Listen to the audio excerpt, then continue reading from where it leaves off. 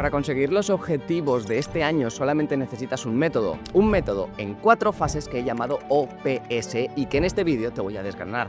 Me he basado en evidencia científica como el ciclo de Deming y en evidencia empírica real, el método que utilizan compañías líderes como Amazon, empresarios consolidados como Elon Musk y el mayor fondo de cobertura del mundo como Bridgewater Associates. Todo esto lo sabrás aplicar a tus propios objetivos. Yo soy Álvaro Hernández, ingeniero industrial especializado en organización y gestión, y en este vídeo voy a poner todo de mi parte para que completes el mejor año de tu vida. Empezamos.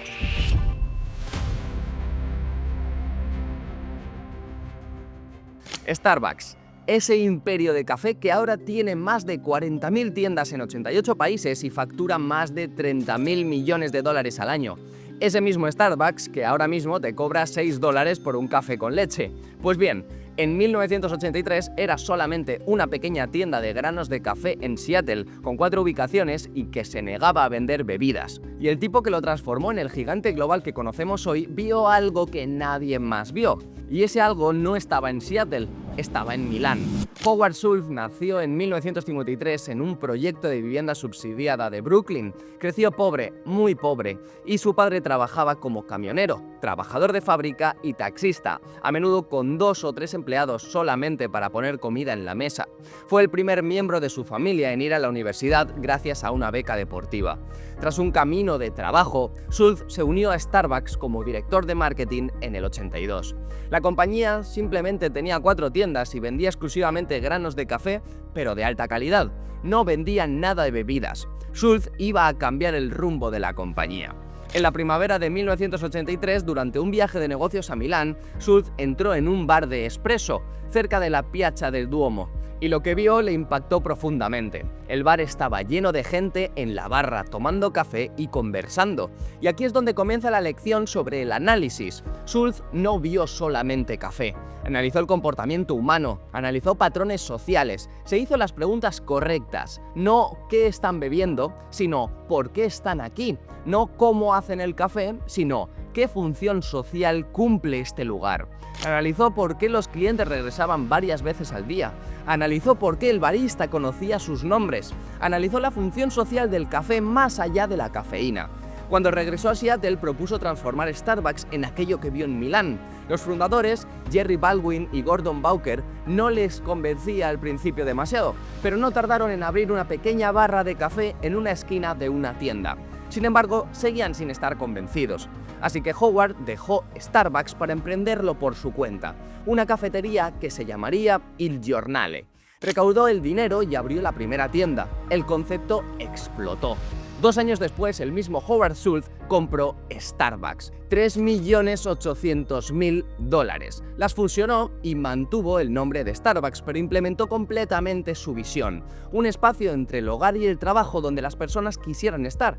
El análisis no quedó ahí. No franquició para controlar la calidad y la experiencia. Añadió asientos cómodos, música ambiental y wifi gratuito. Introdujo beneficios también a sus trabajadores de salud y acciones para los empleados. Sabía que empleados felices era igual a mejores experiencias para los clientes. Su análisis lo llevó a construir un imperio que sirve 8 millones de bebidas al día en todo el mundo. Y el aprendizaje aquí es claro. Observar profundamente, hacerse las preguntas correctas, identificar patrones que otros no ven y estar dispuesto a actuar basándote en tu análisis es el primer paso para alcanzar cualquier objetivo. Analizar. La fase 1 no va de fijar objetivos todavía, va de mirar hacia atrás antes de decidir hacia dónde quieres ir. Para aplicarla en tu vida, lo primero que necesitas es parar. Reserva 1 hora sin distracciones, con papel delante y revisa el último año como si fueras alguien que lo está viendo desde fuera. Ahora no te quedes en qué querías hacer, pregúntate, ¿qué es lo que hiciste realmente? ¿En qué invertiste tu tiempo, tu energía y tu dinero? ¿Qué áreas avanzaron y cuáles se estancaron? No es para culparte, es simplemente para que veas los patrones que quizás hayas ignorado. El siguiente paso es hacerte las preguntas correctas. ¿Qué se repite en tu comportamiento? ¿Cuándo rendiste mejor y en qué contexto?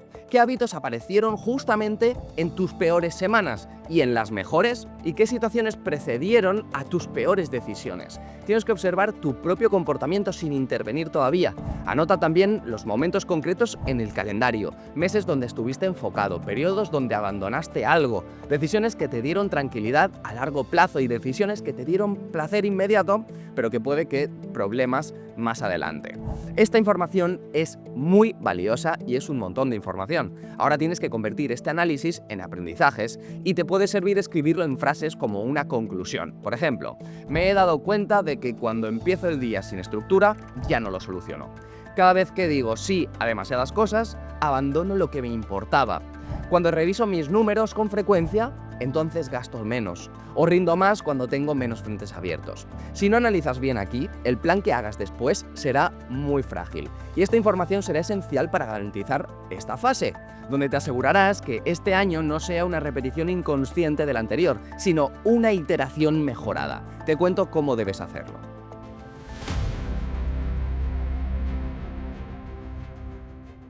En 2002, Elon Musk vendió PayPal por $1.500 millones.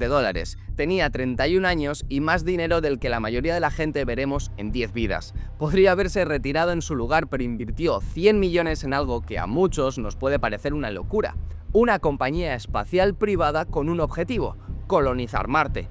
Nadie creía en él, pero Musk tenía un plan, y ese plan ha llevado a SpaceX a convertirse en la compañía espacial más valiosa del planeta. La pregunta en realidad no es si el plan es ambicioso, que sí, la pregunta es cómo planificar algo tan improbable que ocurra y que funcione. Elon Musk desde niño estuvo obsesionado con 3 cosas: los libros, la informática y el espacio. Fue un niño precoz. A los 10 años leyó toda la enciclopedia británica. A los 12 programó y vendió un videojuego. A los 17 se mudó a Canadá para evitar servicio militar obligatorio en Sudáfrica.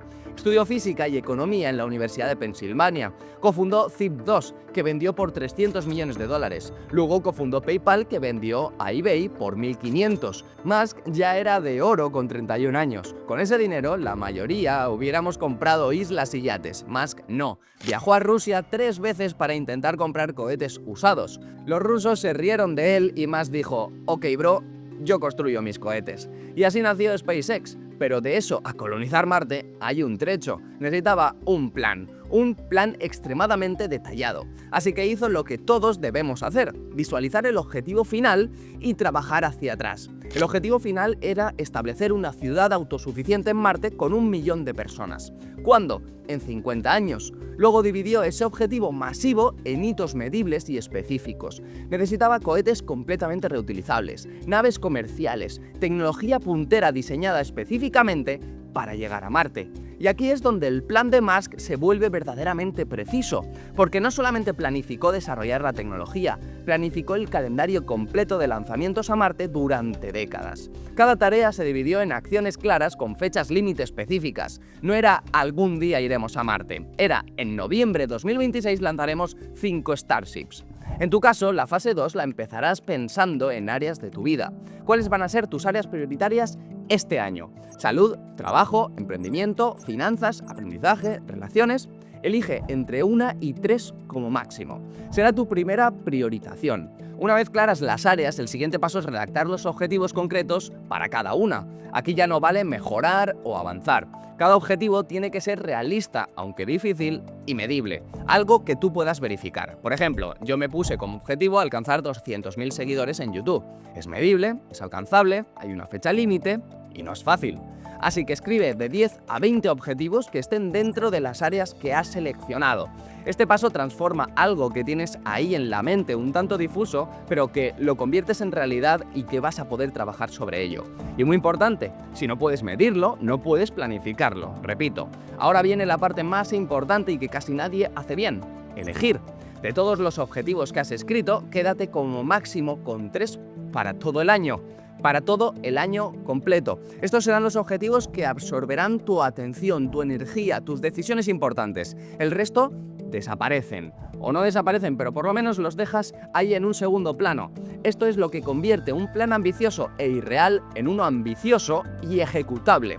Si no haces esto, la metodología se romperá más adelante. Con esos 1 a 3 objetivos claros, ahora sí puedes empezar a desglosar. Primero en bloques mensuales o trimestrales, así que te tienes que preguntar qué resultados necesitas conseguir para que sean también medibles y reales, y qué resultados necesitas ver en esos periodos de tiempo para ir bien encaminado. Y luego esos bloques se convierten en tareas semanales concretas que te bloquearás en tu calendario. Son acciones pequeñas, claras y ejecutables. La clave es que con cada acción diaria tengas una línea directa con cada uno de de esos objetivos principales. Planificar bien es crear una cadena lógica de más grande a más pequeño y aplicado en el calendario desde el año hasta el día. Áreas claras, objetivos medibles, pocos focos y acciones concretas. Cuando haces este trabajo antes de empezar a ejecutar en el próximo paso, necesitas aceptar algo un tanto incómodo. Con solo fuerza de voluntad no te vale. El camino es largo y vas a necesitar crear sistemas semanales y diarios que te garanticen que no vas a fallar. Y justo eso es lo que viene ahora.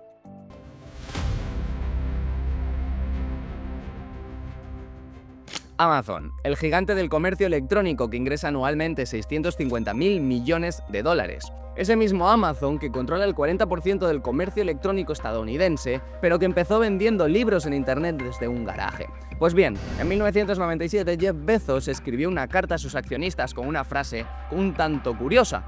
Esto es el día 1 para internet, y si ejecutamos bien, para Amazon.com. 26 años después, en cada carta anual hasta 2021, Bezos adjuntó una copia de esa carta original en 1997. Y en cada oficina de Amazon hay edificios llamados Day 1. ¿Por qué? Porque Bezos entendió que planificar no sirve de nada si no ejecutas. Y la ejecución no es solamente trabajar duro, es crear sistemas y rutinas que garanticen que el trabajo correcto suceda todos los días. ¿Cuáles son los que construyó Amazon entonces para construir lo que es hoy en día? Jeffrey Bezos nació en enero del 1964 en Albuquerque, Nuevo México. Se graduó en Princeton y trabajó en Wall Street hasta el 94. Tenía una carrera exitosa que cualquiera con ambición podría envidiar. Pero se imaginó a sí mismo a los 80 años y no se gustó. Decidió que su mayor arrepentimiento sería no haber intentado crear eso que tenía en su cabeza. Dejó Wall Street, se mudó a un garaje en Washington y lanzó Amazon en 1995, una librería online. Durante el primer año Amazon fue un éxito rotundo. Para finales del 97 habían servido a más de 1,5 millones de clientes. Pero no todo eran alegrías. Como buen gestor, Bezos sabía que el crecimiento inicial no significaba nada sin sistemas de ejecución. Así que construyó rutinas y metodologías concretas que garantizaban una ejecución constante. Y aquí es donde comienza lo realmente importante. Bezos comienza su día algo tarde comparado con otros CEOs. No suena la alarma antes de las 8 de la mañana. Desayuna tranquilo con su familia, lee el periódico físico, toma café, no revisa el teléfono. Esta rutina está diseñada intencionalmente. Bezos dice que necesita 8 horas de sueño para pensar mejor y tomar mejores decisiones. Y su trabajo no es hacer más tareas, es tomar mejores decisiones. Así que prioriza 3 decisiones de alta calidad al día. Si puede hacer eso, ha tenido un buen día. Su jornada laboral comienza alrededor de las 10 de la mañana y aquí aplica su primera regla de ejecución. Las reuniones más intensas intelectualmente son solo por la mañana. Bezos programa todas las reuniones que requieren pensamiento crítico antes de comer, cuando su mente está más fresca. Nada de decisiones importantes después de las 5 de la tarde. Esas horas las usa para reuniones menos importantes u operativas, llamadas con clientes o tiempo personal de reflexión. Luego está su metodología de reuniones. Bezos prohibió las presentaciones en PowerPoint en Amazon. En su lugar, implementó lo que llama memos narrativos de 6 páginas. Antes de cada reunión importante, alguien escribe un documento de 6 páginas explicando el tema, el problema, la propuesta y los datos. La reunión comienza con 30 minutos de silencio donde todos leen el memo. Nadie habla, solamente leen. Después vienen las preguntas y el debate. ¿Por qué este sistema de reunión? Porque obliga a pensar con claridad antes de la reunión, obliga a estructurar argumentos lógicamente y garantiza que todos en la sala tengan el mismo contexto antes de decidir. Esto elimina reuniones improductivas donde la gente habla sin haber pensado. Bezos también implementó un sistema de gestión semanal llamado métricas de input versus métricas de output. Te explico, y no te preocupes porque te explicaré cómo aplicar todo esto en tu día. La mayoría de las empresas solamente miden outputs, ventas, ganancias, participación de mercado. Amazon mide inputs, número de detalles de producto añadidos por semana, tiempo de respuesta de servicio al cliente, velocidad de procesamiento de pedidos. ¿Por qué? Y ojo a esto, porque los outputs son los resultados del pasado y los inputs predicen el futuro. Si tus inputs están bien esta semana, tus outputs estarán bien el próximo mes. Esto hace que puedas ajustar antes de que se vean los resultados. No esperas a fin de trimestre. Ejecutan correcciones en tiempo real. Pero la cosa no queda ahí. también entendió que la ejecución requiere de sistemas de contingencia. Cuando algo falla, no puede depender de una persona o de un equipo individual. Creó lo que se llama mechanisms o mecanismos, procesos que se ejecutan automáticamente sin supervisión constante de alguien por si algo falla. Aquí la clave está en crear rutinas que no dependan de tu motivación, implementar métricas que predigan el futuro, construir mecanismos que funcionen automáticamente y tomar decisiones rápidas cuando son reversibles. Esta disciplina de ejecución sistemática es lo que llevó a Amazon a dominar el retail global. Y el aprendizaje aquí es claro, ejecutar bien requiere de sistemas. Aplicar esta fase en tu vida empieza por dejar de confiar en la motivación diaria y empezar a diseñar sistemas antifallo. Esto significa que las acciones que definiste en la fase anterior deben tener un lugar fijo y repetible en tu semana. No serán cuando tengas tiempo, sino días, horas concretas. Si una acción no está en tu calendario, entonces no existe. La ejecución empieza cuando decides de antemano cuándo va a ocurrir ese trabajo importante. Lo siguiente es crear una estructura semanal muy simple. Elige un momento fijo a la semana para revisar qué acciones clave tienes que ejecutar en los próximos 7 días. No para planificar grandes cosas, solamente para decidir qué 3-4 acciones realmente importan esa semana. Igual que Amazon mide los inputs antes que los resultados finales, tú debes centrarte en acciones que dependen de ti. Horas dedicadas, sesiones completadas, entregables producidos. Por ejemplo, si estás creando vídeos de YouTube, ¿cuántos guiones haces? Si creas la miniatura, ¿cuántas ideas estás pensando? ¿Cuántos vídeos vas a hacer a la semana? Esto es lo que te garantiza si cumples la semana, los inputs, y el resultado llegará más hacia adelante.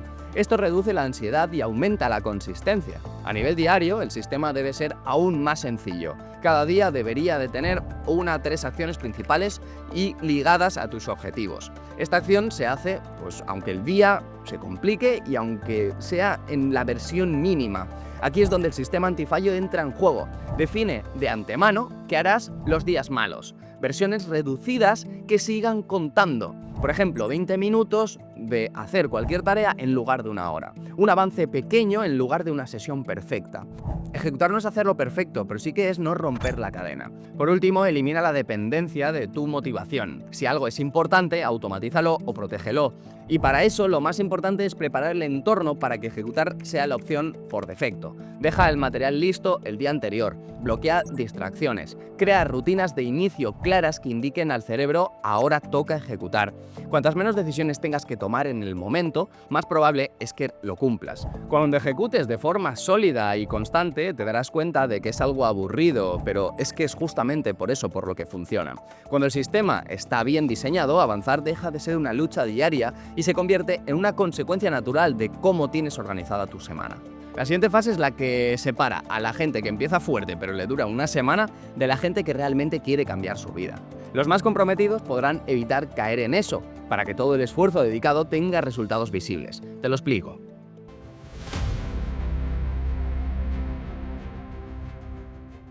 Bridgewater Associates, el fondo de cobertura más grande del mundo con 160.000 millones de dólares bajo gestión.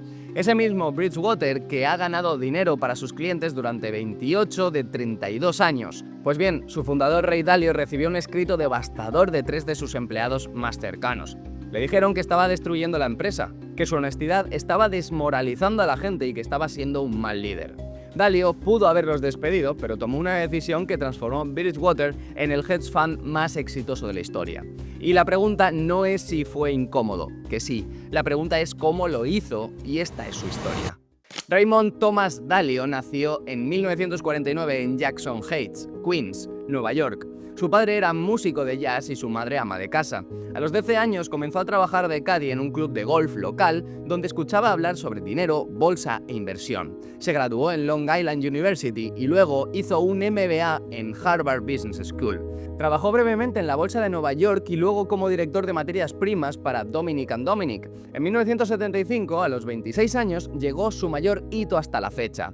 Fundó Bridgewater Associates desde su departamento en Nueva York. Los primeros años años fueron duros, pero en 1982 cometió un error garrafal. Predijo públicamente que la economía estadounidense entraría en depresión. Apostó todo en esa predicción, pero estaba completamente equivocado. La economía hizo lo contrario. Bridgewater casi quebró. Dalio tuvo que despedir a todos sus empleados excepto uno.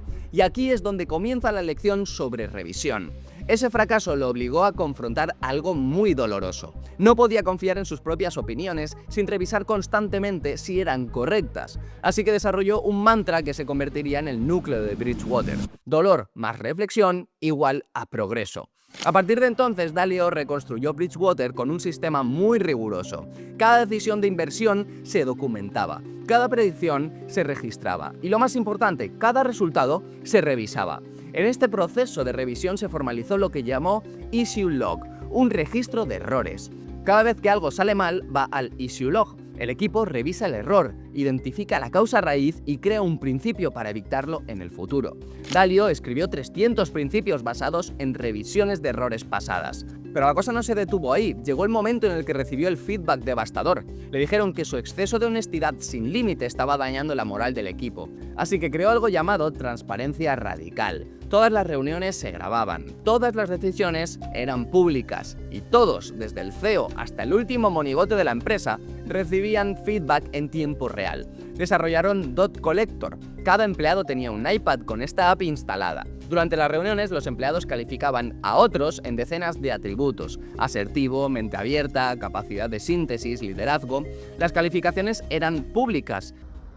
For example, as the meeting began, a researcher named Jen rated me a 3, in other words, badly, for not showing a good balance of open-mindedness and assertiveness. As the meeting transpired, Jen's assessments of people added up like this. Others in the room have different opinions. That's normal. Different people are always going to have different opinions. And who knows who's right? Let's look at just what people thought about how I was doing. Some people thought I did well, others poorly. With each of these views, we can explore the thinking behind the numbers. Here's what Jen and Larry said. Note that everyone gets to express their thinking, including their critical thinking, regardless of their position in the company. Jen, who's 24 years old and right out of college, can tell me, the CEO, that I'm approaching things terribly. Dalio organiza su revisión en múltiples niveles: diariamente, semanalmente, mensualmente, trimestralmente y anualmente, donde cada empleado recibía lo que Dalio llamaba baseball cards, o las tarjetas de béisbol. Eran evaluaciones completas basadas en todos los dots recopilados durante el año. Algo parecido al hexágono de habilidades del Pro Evolution o del FIFA, pero en la vida real. Mostraban sus fortalezas, debilidades y la evidencia detrás de cada evaluación. Este sistema de revisión constante no es cómodo, muchos empleados no lo soportaban, pero los que se quedaban mejoraban exponencialmente. Ray Dalio dijo: si no estás fracasando, no estás empujando tus límites, y si no estás empujando tus límites, no estás maximizando tu potencial. La cosa no es evitar errores, es revisarlos para no repetirlos y tomar mejores decisiones. Bridgewater ha ganado más dinero para sus clientes que cualquier otro fondo de cobertura en la historia, y Dalio atribuye ese éxito directamente al sistema de revisión. No al talento individual, no a las estrategias secretas, al proceso constante de dolor, reflexión y progreso. Un año bien ejecutado requiere revisión constante. Dalio revisa sus operaciones diariamente, revisa su issue log semanalmente, revisa sus estrategias mensualmente, revisa sus principios anualmente y cada vez que revisa, ajusta. La meta no es seguir el plan original ciegamente, la meta es utilizar el plan como hipótesis y revisar constantemente si la realidad coincide. Si no coincide, ajustas el plan o ajustas la ejecución. Y luego vuelves a empezar el ciclo: analizar, planificar, ejecutar, revisar. Esa disciplina de revisión brutal y honesta es lo que separa a los que mejoran de los que repiten siempre los mismos errores durante décadas. Aplicar esta fase en una vida normal empieza por algo tan simple como ponerle un momento fijo a la revisión. Igual que le has puesto un momento fijo a la ejecución, si no lo agendas, no ocurre. Y si no ocurre, repitas errores durante meses sin darte cuenta. La forma práctica de revisar es empezar por preguntarte por los datos que tienes. Por ejemplo, porque la memoria miente, tú no te acuerdas de si cumpliste con esto o con lo otro. Así que cada semana, el mismo día, el domingo por la tarde, por ejemplo, o lunes a primera hora, como una primera tarea, haces la revisión, qué acciones ejecutaste, cuáles no y por qué. ¿Para qué? Para ajustar el sistema. Si fallas, casi nunca es porque el objetivo fuera malo, es porque el método para sostener todas estas acciones semanales era un poco endeble. Luego, una vez al mes, haces una revisión un poco más profunda, y aquí sí entra la decisión estratégica. ¿Sigo igual, ajusto o cambio? Si las métricas de inputs van bien, continúas y refuerzas. Si van mal, entonces reajustas antes de que se resientan las métricas de output. Al final aquí estás midiendo el progreso. Si no hay progreso, no te autoengañes, algo está mal planteado. O el objetivo era demasiado grande para tu situación actual, o las acciones que elegiste no eran las correctas, o estás intentando ejecutar en un entorno que te empuja a fallar. La revisión mensual sirve para detectar eso antes de que sea demasiado tarde. Y lo que cierra el proceso es convertir cada revisión en una mejora concreta para que el siguiente ciclo, tanto semanal como mensual, ¿qué cambio tienes que hacer para que esa semana no falles? A lo mejor necesitas reducir acciones, necesitas cambiar horarios, quitar alguna fricción. Eso es lo que hace Bridgewater con su Issue Log, pero en versión casera y sencilla. Tú detectas el fallo, encuentras la causa real, escribes una corrección y la aplicas. Y entonces vuelves a empezar el ciclo porque ahora ya no eres la misma persona que planificó en enero. Has aprendido, has visto datos y has ajustado. Y este método no garantiza el éxito, pero sí está demostrado que te puede acercar a tus metas, y ten por seguro que encontrarás problemas de todo tipo por el camino, pero a mí me basta con 2 libretas para pensar en papel, clarificar todo, organizarme y ser más productivo. Te dejo por aquí este vídeo donde te lo explico. Nos vemos al otro lado, un abrazo y hasta la próxima.